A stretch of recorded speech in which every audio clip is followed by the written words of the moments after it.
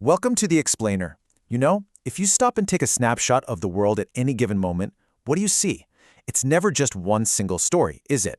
So in the next 5 minutes, we're going to piece together this incredible mosaic of our world as it stood in one critical week in early February 2026, using the headlines of the day to build a truly global snapshot.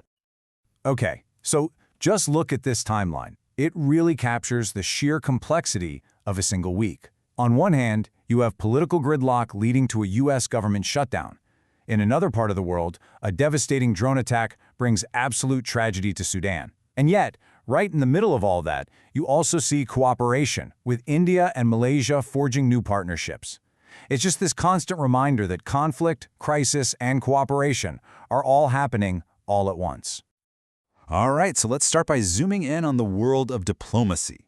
Because the conversations happening between nations during this week reveal two totally different ways of doing business. One that's all about building bridges, and another that's about drawing lines in the sand. So on one hand, you've got this really constructive partnership playing out.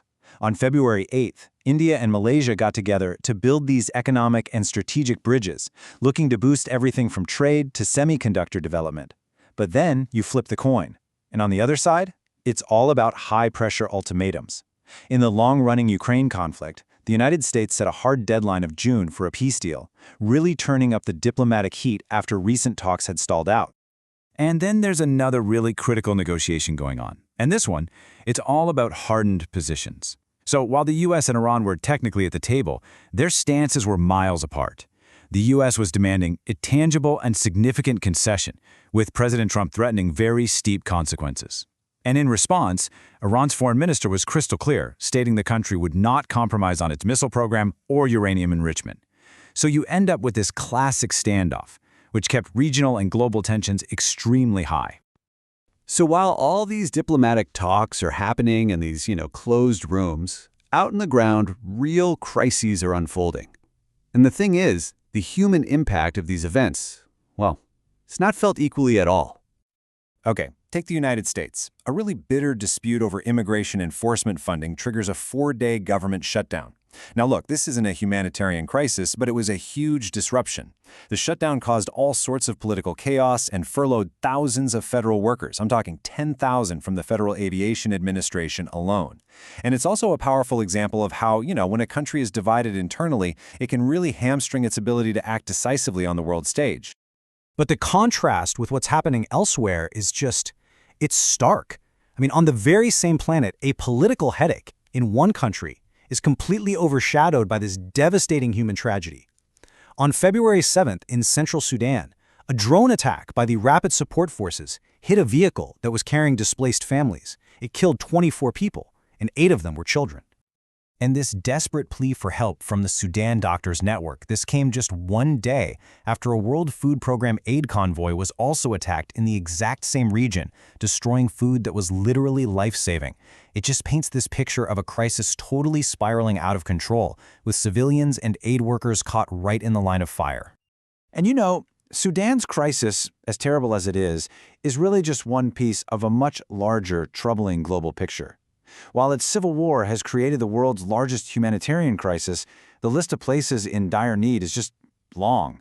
In early 2026, the World Health Organization had identified a staggering 36 major emergencies requiring urgent health support worldwide, all at the same time. So the big question is, how do you connect all these individual crises? Well, a good way to start is by zooming out and looking at the global systems that are supposed to manage them and see how they were holding up under all this strain. So back in early 2026, the world was still kind of digesting the outcomes of this massive COP30 climate summit, which had just wrapped up in Belém, Brazil. This was one of the biggest recent attempts at global cooperation on what is arguably our planet's most existential threat. One of the central ideas to come out of that summit was this thing called the Global Mutiro. It's a Brazilian term, and it basically means a community coming together for a common goal, a call for global mobilization against climate change. But, and this really highlights the geopolitical fractures of the time, the whole conference was held without an official U.S. delegation for the first time since 1992. That's a big deal.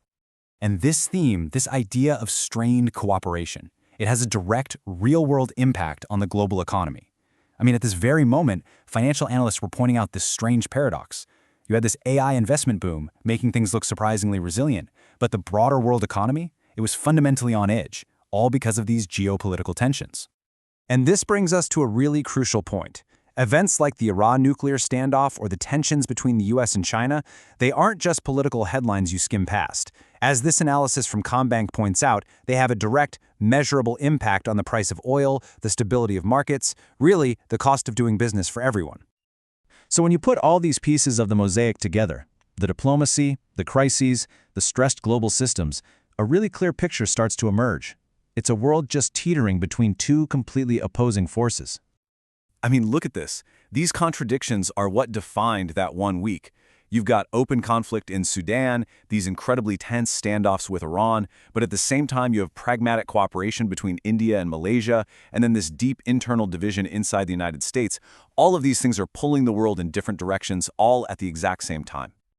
And you can actually see that strain showing up in the numbers. In 2025, humanitarian funding fell so sharply that organizations like the World Health Organization, well, they could only reach about 1/3 of the 81 million people they had originally targeted for aid. The will to help is there, but the resources just are not keeping up with the need. So this snapshot from 2026, it really leaves us with this one critical question. It can't predict the future, of course, but it forces us to really look at the world we're living in. A world that's constantly being pulled apart by crisis and, at the same time, stitched back together by negotiation. So the question for all of us is, which of these forces, cooperation or conflict, is ultimately going to shape our future?